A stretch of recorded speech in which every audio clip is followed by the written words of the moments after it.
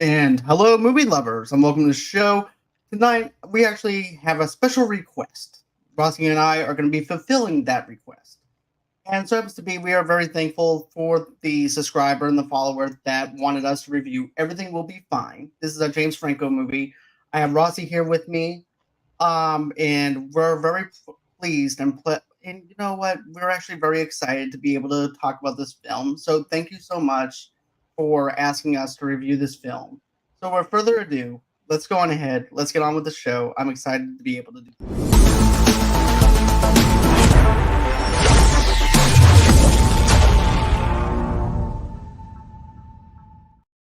And let me just correct myself for 1 minute. We are Okay. both very excited to be able to do this. Absolutely. So, how you Absolutely. doing, Ross? I'm doing good. Hello, everyone. Hope you guys are all good. Thanks to the viewer that sent in this movie request. That's awesome. Thank you so much. We appreciate that. Very much. Yes. So, can I just read a little bit about? I want to give you guys an idea of what this movie's about. Okay. And of course, it stars James Franco, Peter Miller. We have Rachel McAdams, just a host of very great actors. And so the movie, which is really interesting, is that the movie is about while driving aimlessly with his girlfriend, a writer runs over and kills a child who sleds in front of his car. While he's legally innocent, the accident and its aftermath deeply traumatizes him. Over the next 12 years, he struggles to make sense of what happened and continues on with life. But when he looks in the mirror, he sees a murderer. So he just, and I get it. I mean, he couldn't get over it. So what did you Right. think about, I mean, just his journey, how that affected him? So, yeah, Toma is the name. Thomas. Yes. But yeah, okay. So here's the thing.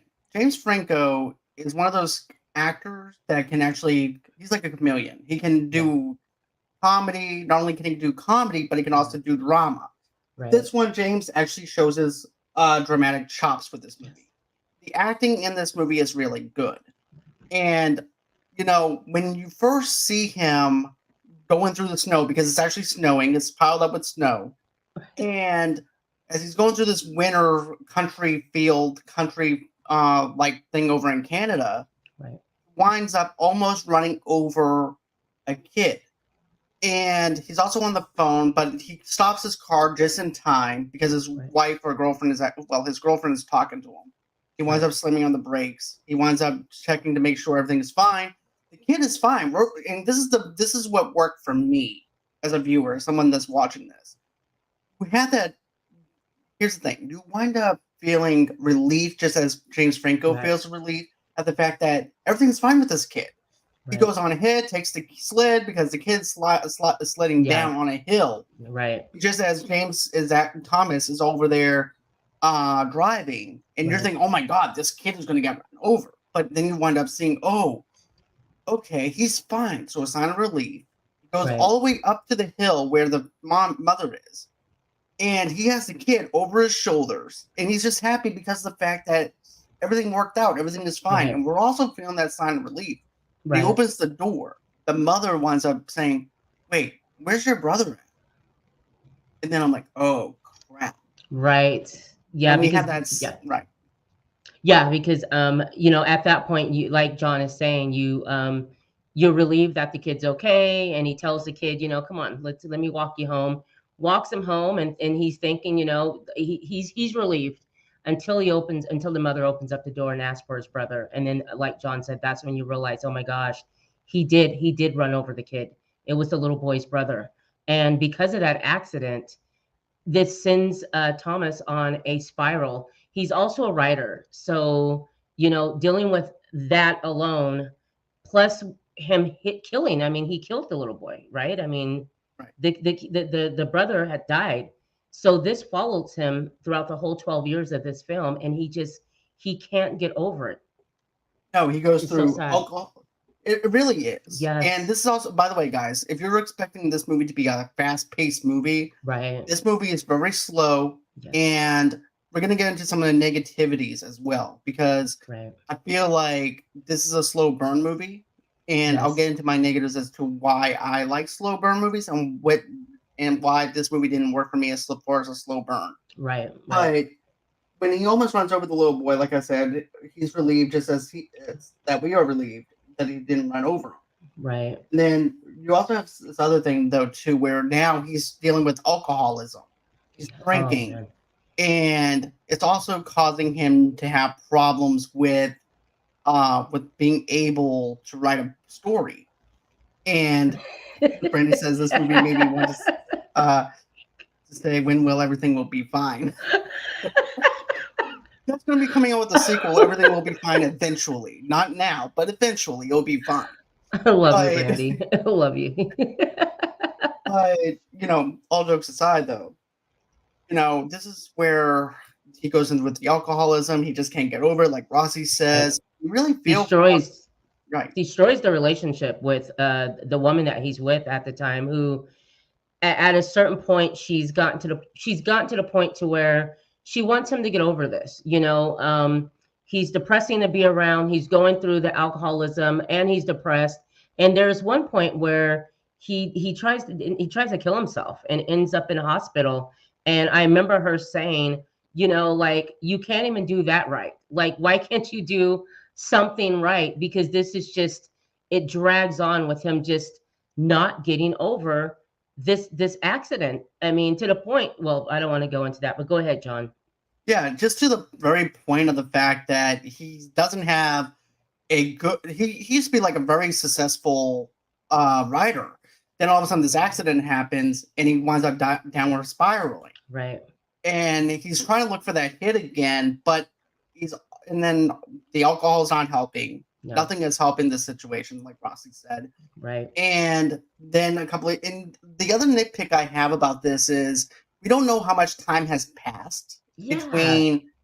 We don't get that until like 44 minutes into the movie, which is my main problem that I have with it. Yes. All we have is like the changing of the season. So we don't know if it's like 4 months, 5 months, 6 months since this happened. So there's no lead up to those 12 years that I would like to have. I know I'm getting a little bit complaining whenever I said we're going to talk about the negatives last, but, you know. Me too, Brandy. I'm sorry. Me too. Yep. I'm sorry. Yep. She also fell asleep. Well, I didn't fall asleep, but I was trying not to. But, but, you know, though, I just felt like that there should have been a lead up to the 12 years. I feel like that they were asking a lot from us as a viewer to be invested into the characters within 44 minutes. And then you get to the 44-minute mark. Then you want to throw in how many years has lapsed since that happened. Yeah, it's I'm like, it's a little too late if people are already falling asleep, like my wife is falling asleep watching this movie. Yeah. So how are you going to keep people engaged if you can't give us a proper cohesive timeline? Right. I thought that the positives for me with this film is I thought the orchestra, the music that was playing was beautiful. Actually, the music it's an orchestra that was over in Germany or somewhere. I think I read about it. But anyways, the music throughout the film is absolutely beautiful. The acting, of course, I mean, you have James Franco, like we said earlier, and a wide host of other great actors that are doing a great job. And I don't mind slow movies either. I enjoy movies with a slow pace, but this one just, it just dragged on and on and on. And this guy that's dealing with this accident that's just 12 years of being depressed over it is just, yeah. I mean, I'm sorry. No, it's okay. I'm sorry. But, you know, okay, the movie keeps moving back and forth between Tomas and the little boy's mother. Yes. And this is what I liked about this moment, though. Whenever you see a cut to Tomas, then it cuts over to the mother as well. And this is the thing that I liked, was when they're in the church, she's praying. The little boy's copying her with praying. Right. And she forgives Tomas for running over her son. And I told Rossie, that's a deep moment. She goes, what do you mean that's a deep moment? I said, that's a deep moment for me. Right. I know I couldn't do that. Someone ran over my kids or anything, or my wife or anything for that matter too. Right. And I'm like, would I be in that type of person to be able to forgive somebody for what they did? Right. even though that person who is still suffering with the events that happened 4 or 5 months back, even though we don't get the timeline, he's still suffering with it, even though she forgave him. Right. And That's big. he shows back up on the farm, as the movie goes on, because it's bothering him so much that he goes back to the farm, and that's when a mom is like, kind of like, what are you doing here? What are you doing here? And he's just like, he can't get over it. And this woman has moved on. The brother has grown up. The surviving brother that did not get hit, he grows up, and this is Tomas is, you see him in a first relationship, he ruined that, and there's a point in a film where he runs into the first woman he was with, and she lets him know that basically, you ruined my life. The way that you left me, what you did to me was horrible, because he's with a current girlfriend. And I just want to say this really quick, guys. One thing about Tomas is there's a scene where he goes to the fair with his girlfriend and his girlfriend's daughter, the little girl. And even at the fair, I mean, what kind of stuff is following him around? I mean, he gets there, and there's an accident at the fair. I didn't know if it was gunshots or what, but the Ferris wheel or whatever had fallen apart, fell down on this one lady. They're looking for the little girl, so it's like there's another child that's involved, which I'm sure didn't help him mentally, because remember, when the girl's looking for her daughter, and Tomas is trying to help, and he's frantic. Where is she at? And she's by a tree, and then you see this woman that has the freaking Ferris wheel, the seat on her. And as I'm sitting there, I'm just like, at this point, I'm like, damn. Don't be near him. I mean, it's like, I'm thinking to myself, really, I'm thinking, this is going to be another 12 years for him to get over this situation. But we don't have enough time for that. So that really, no, by that time, I'm like, come on. Is anything good going to happen for him? Like Brandy said, he was arrogant enough to try to come on to the other girl, though, too. Very true. Very true. Yes. But okay, so let's talk about that scene though too. Okay. Because the little boy is over there pointing a toy gun at him, shooting at him. Yes, right. Then like, what the heck is going on with Tomas? And so in less than 5 or 10 minutes after getting off the Ferris wheel, then you hear a gunshot or something, what appears to be a gunshot. Yes. Then everybody's traumatized. And then here's Tomas just reading a book like nothing even happened. And the girlfriend is just looking at him like, what the hell are you doing? Right. How do you not? Because, well, everybody has their own ways of coping. He's like, what do you want me to do? Like, how do you want me to react? Like, with some emotion? Like, you know what I mean? Like, some emotion. Right. The way he helped the woman that was laying on the ground that had the freaking Ferris wheel seat on her. He goes over and he helps, and he's absolutely calm. But my thing is just, as far as the film, it's like, I mean, I don't. Does he get a break? Does he get a break? Well, technically he does, because he winds up going back over to the cabin. Yes. And he winds up talking to the mother and spends the night there. Yes. When his girlfriend's at his apartment. I'm like, wait, are they going to hook up? Because I was thinking that they were going to hook up. Me too. And I thought that would have been a cool way to have redemption for his character. But also, too, it also would be awkward because of the fact that this man ran over my child, but I'm letting him stay the night with me. It just makes sense. Right? It's like, okay, I forgave you. But now you can sleep over. Now we can be a family. Like, I was wondering, too, because honestly, I'm in and out with this film. And I'm like, leave that woman's farm alone. Stop going to that woman's farm. Leave her and her surviving child alone. To me, you're making her relive this. Right. You're showing up over and over again. Like it's done. And one thing that the kid mentioned, because I think, isn't that the little boy that grew up that wants to go and meet him, or someone wants to go and meet him. They read his book. It's actually right? The little boy that wants to meet him. He makes it a point to tell him in the diner, it seems like after the accident, your writing has gotten better. because he is a writer. By the way, guys, he is a writer. He is a writer. So which this whole incident has affected his writing. Like he's having freakouts. Go ahead. Can I talk about his writing? It'd be good if Yeah, we could actually see him write. because right. he doesn't No do pun anything. intended, but right. Exactly. There's no writing. I'm waiting for this character that's supposed to be writing this Arthur and it does show the dramatic effects of his alcoholism. Yes. He's not writing jack crap. I am nothing. Not a book. And even after whenever they show you the years have been, goes into other time periods. Right. It still doesn't show him writing, but yet all of a sudden, bam, he's just successful again. I'm like, yeah, how did that happen? Where's the book cover?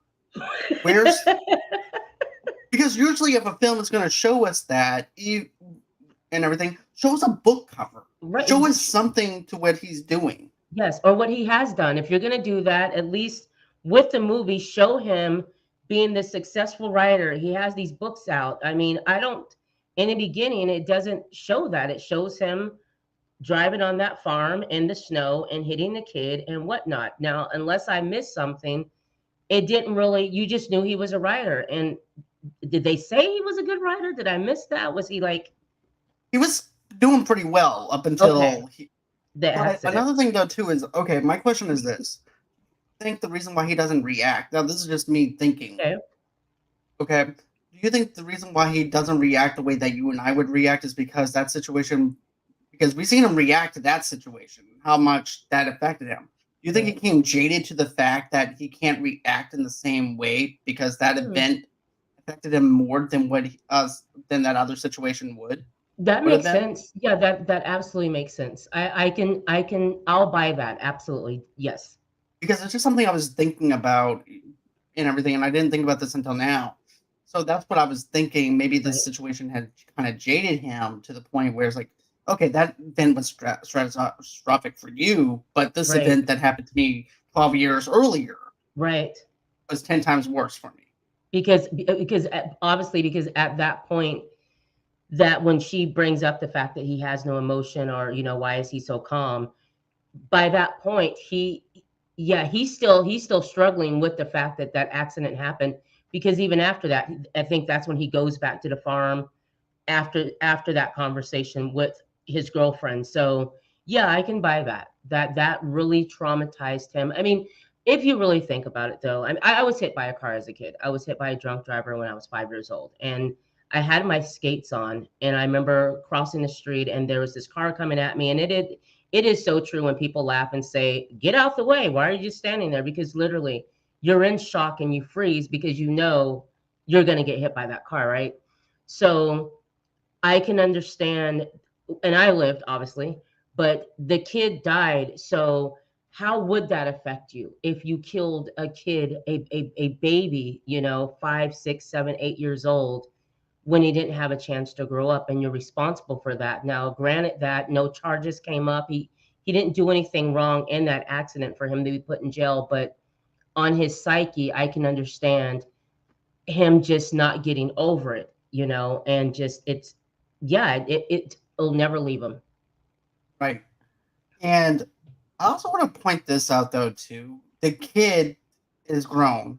He's asking him questions. Also too, I like how whenever the kid is younger, he has no recollection of the fact that Tomas ran over his brother. There's actually a picture showing him that day of this is actually the beauty of the innocence of a child. Right. Just remembering him getting picked up, putting over his shoulders. Right. And going back over to his mom's house. Right. So that to me was the innocence of a child who was not understanding what happened. Right. I thought that was really a brilliant scene. I get that, because I mean, they do show him playing with his toys and acting like everything's okay the day that the accident happened, the little boy, so which confused me a little bit, but I can get where you're coming from. The innocence of that, just not understanding the gravity of what just happened. Right at that age. But another, I'm gonna let you talk. Go on ahead. What was some of the other things? Let's see. Yeah, I mean, I don't. That's pretty much it. I mean, I don't have anything else to say about it. I mean, the movie is him struggling with the fact that he killed a kid. That's the movie, and it has affected him, his relationships throughout the years of the film. Yes. Right. And even the kid is a little weird as well. He peed on Yes. Thomas's bed while Yeah. his wife is out. And the weird thing is Yeah, Thomas that's right. knows He did. He sure did. the weird thing is Thomas knows that somebody's watching him, and he sends his wife and daughter out because of the fact that they've got burglarized. Right. But Yeah. and he talks to the kid, and then the next morning they just put the mattress up because it's okay, whatever. Right. No, But I'm with you. I mean, this film, I felt like it was 12 years watching this film. Like I felt like like if they wanted you to go on that journey with them from, the beginning to 12 years, believe me, you'll feel it. You'll feel like you're on that journey with him. You'll feel like it's just going on. I felt that way. Um, I appreciate you sending a film to us though, because I mean, it allowed me to watch something that was different. And I love James Franco, so that was an easy watch, you know, knowing that it was um, James Franco. but I do want to talk about 2 points here that you Okay. mentioned earlier. Number Okay. one was the fact that when it comes down to slow burn movies. Okay. So for me, I want a slow burn movie like something out of, for example, the Conjuring movies with James Wan, and something that Right. leads up to something. Yes. And once that tension is built up, that tension is now released. Right. This one just doesn't have. It has the slow burn, but there's no release. Yes. Absolutely. And that's the thing that I have a problem with. And there's no Right. characters that you can root for either. Right. Yeah. That's Sure. um now there is a movie called Game Day that Alex and I reviewed. And Okay. that was this thing where I call a situational movie, where basically Okay. you're not rooting for the characters, but relatively you're actually rooting for the situation to be better, to get better. Yes. Right. I get. That's Yes. what you're rooting for. Yeah. And this one, I Definitely feel in like this that's what film. they're doing. Yes.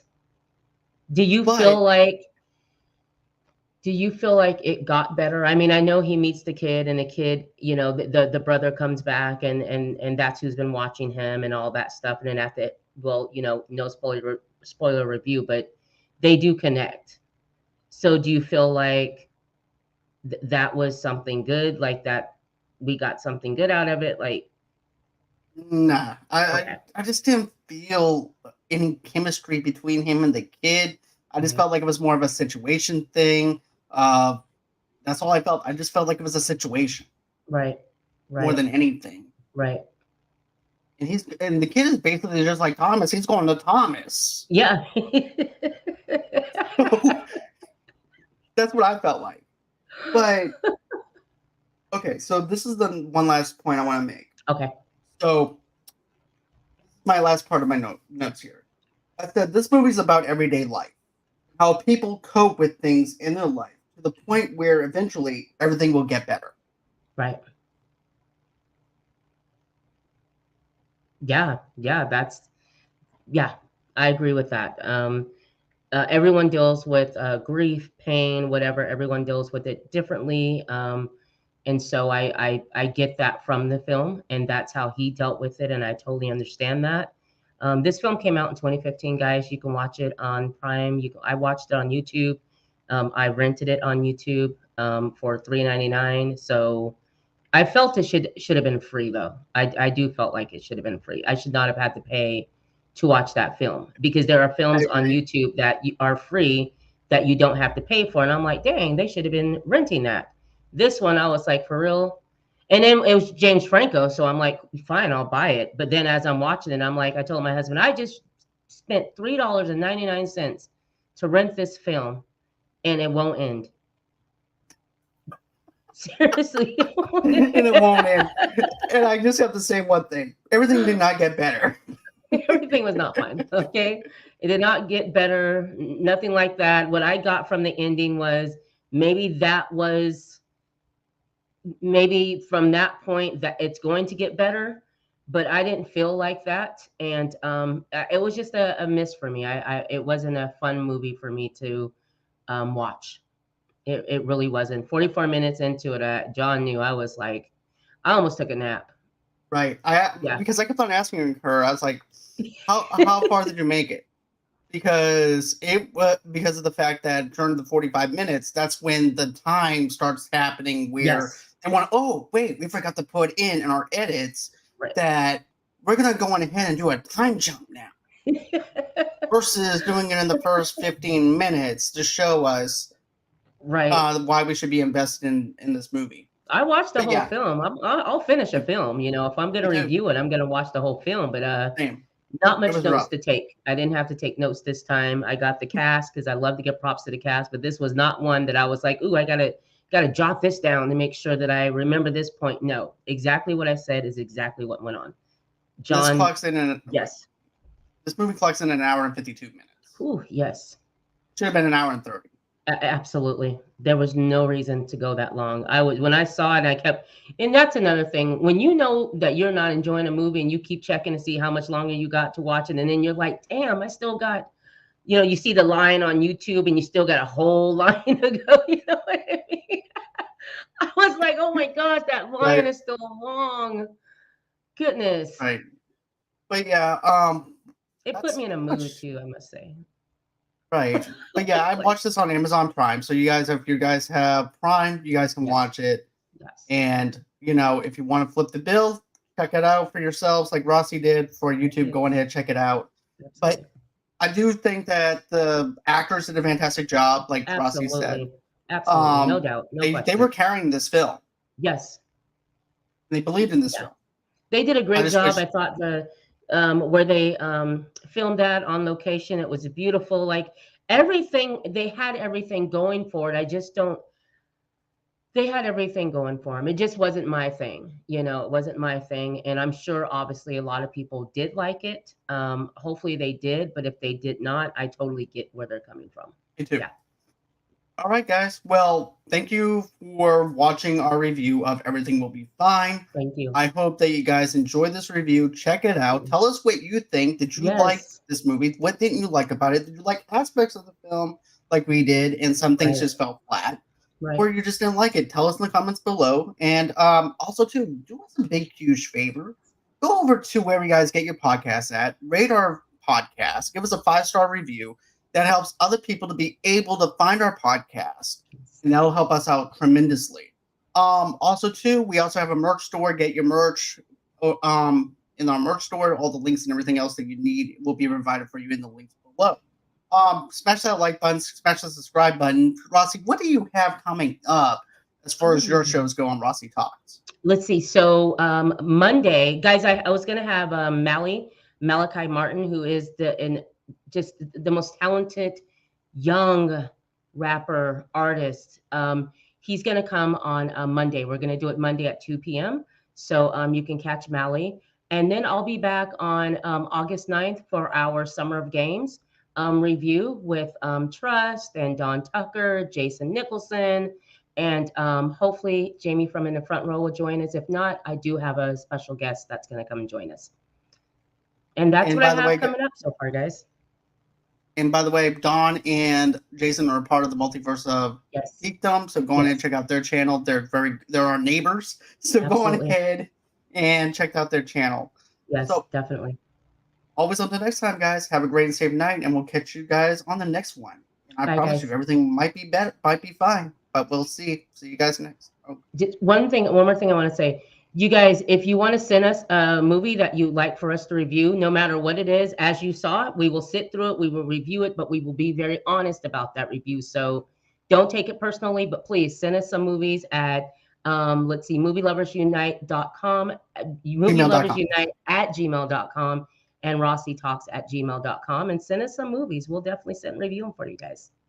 Most definitely. And like Rossie said, we will definitely be 100% honest. And Jojo, I'm just excited as you are about that interview. I think it's going to be fire, as my friend Anthony would say. So, and dope. I think that would be another thing that he would say too. So, with that being said, guys, that's going to be it as far as our show goes. Thank you so much. And always until next time, guys.